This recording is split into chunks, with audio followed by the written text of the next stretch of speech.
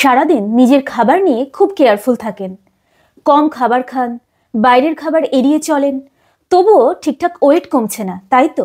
হয়তো সমস্যাটা আপনার খাবার মেনুতে নয়, বরং খাবারের টাইমিংয়ে। দিনে সবকিছু ঠিকঠাক থাকলেও রাত নামলেই শরীরের কাজের ধরন বদলে যায়।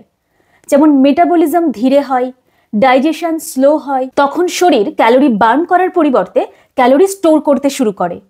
তাই ডিনার যদি ঠিকঠাক নিয়ম না মেনে হয়, তাহলে বডি ফ্যাট কমানো কঠিন হয়ে পড়ে। ডিনার হওয়া উচিত হালকা, যেন এতে প্রোটিন এবং ফাইবার বেশি পরিমাণে থাকে আর কার্বোহাইড্রেট কম থাকে। অয়েলি স্পাইসি খাবার ডিনারে খাওয়া চলবে না। একই খাবার ভেজে খাওয়ার পরিবর্তে বয়েল, স্টিম বা গ্রিল করে খেলে ক্যালোরি অনেকটা কমে যায়। তাই ডিনারের মেনুটিও সঠিকভাবে নির্বাচন জরুরি। সবচেয়ে ইম্পর্টেন্ট হলো ডিনারের টাইমিং। ঘুমানোর অন্তত 2 থেকে 3 ঘন্টা আগে ডিনার শেষ করুন। এতে যে খাবারটি আপনি ডিনারে খাচ্ছেন, শরীর সেটাকে সঠিকভাবে হজম করার সময় পায়।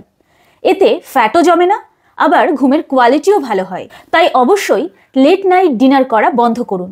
আর ভিডিওটি শেয়ার করে নিন তাদের সাথে যারা ডিনার সবসময় দেরিতে করে। আর অবশ্যই ভিডিওটিকে লাইক আর চ্যানেলটিকে সাবস্ক্রাইব করতে ভুলবেন না।